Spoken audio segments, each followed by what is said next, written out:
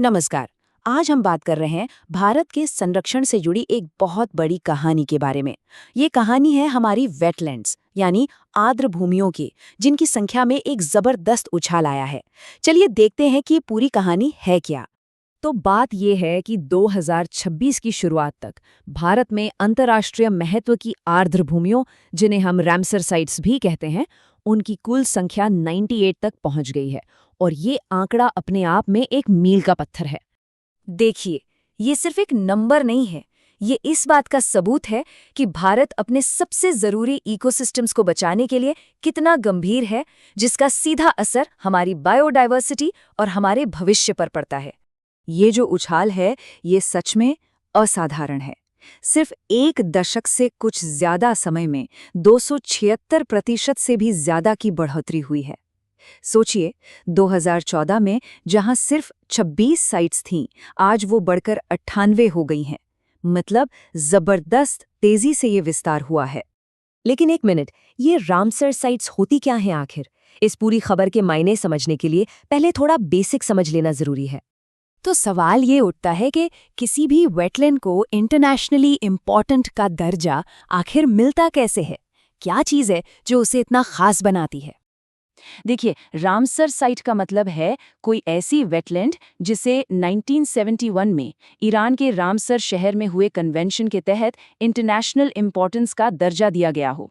और इसका सीधा सा मतलब ये है कि वो देश उस जगह को बचाने और उसके वाइज यूज यानी समझदारी से इस्तेमाल करने के लिए पूरी तरह से कमिटेड है। ये टाइमलाइन भारत की पूरी कहानी को एकदम साफ दिखाती है।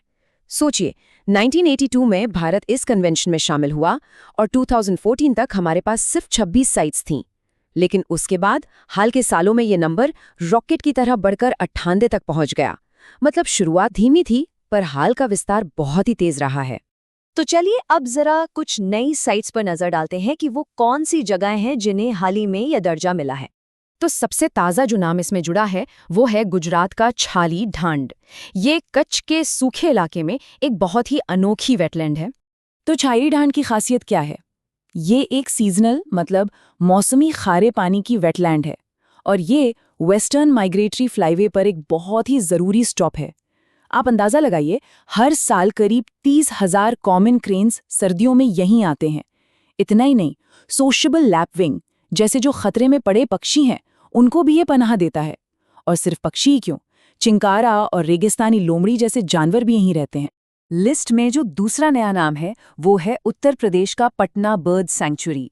और मजे की बात यह है कि यह यूपी की सबसे छोटी सैंक्चुरीज में से एक है, पर इसका काम बहुत बड़ा है।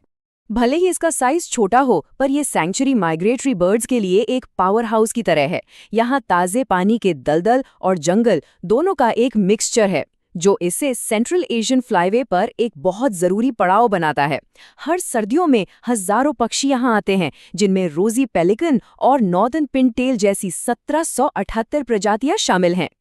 तो ठीक है, ये साइट्स बढ़ रही हैं, पर बड़ा सवाल ये है कि आखिर ये वेटलैंड्स इतनी ज़रूरी क्यों हैं? इनको बचाने से देश और दुनिया पर क्या असर पड़ता है? असल में ये वेटलैंड्स हमारे इकोसिस्टम के पावर हाउस हैं। ये बिहार के काबरताल की तरह बाढ़ को कंट्रोल करने में मदद करती हैं, कमर्शियल मछलियों के लिए एक नर्सरी का काम करती हैं, और सोचिए, इंडियन वल्चर जैसी गंभीर रूप से लुप्तप्राय प्रजातियों को भी बचाती हैं। और हाँ, ये लोकल कम्युनिटीज़ के लिए रोजी रोटी का जरिया भी हैं। और ये एक बहुत ज़रूरी बात है, जैसा कि हाल ही में वर्ल्ड वेटलैंड्स डे पर मंत्री जी ने भी कहा था कि ये वेटलैंड्स सिर्फ इकोलॉजिकल एसेट्स नहीं हैं, बल्कि ये पारंपरिक ज्ञान का भी खजाना है। ये बात लोकल और आदिवासी समुदायों के रोल को हाईलाइट करती है, जो इन्हें सदियों से बचाते आए हैं। तो चलिए अब देखते हैं कि संरक्षण की ये सफलता की कहानी भारत के नक्शे पर दिखती कैसी है। इस टेबल से साफ पता चलता है कि कौन से राज्य इस मामले में सबसे आगे हैं। देखिए, तमिलनाडु 20 साइट्स के साथ टॉप पर है।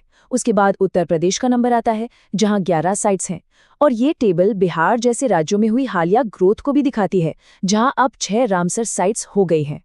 तो 98 साइट्स, यकीनन भारत ने एक बड़ा मील का पत्थर पार कर लिया है। लेकिन जैसे जैसे ये नेटवर्क बढ़ रहा है, ये हमें एक बड़े सवाल के साथ छोड़ जाता है।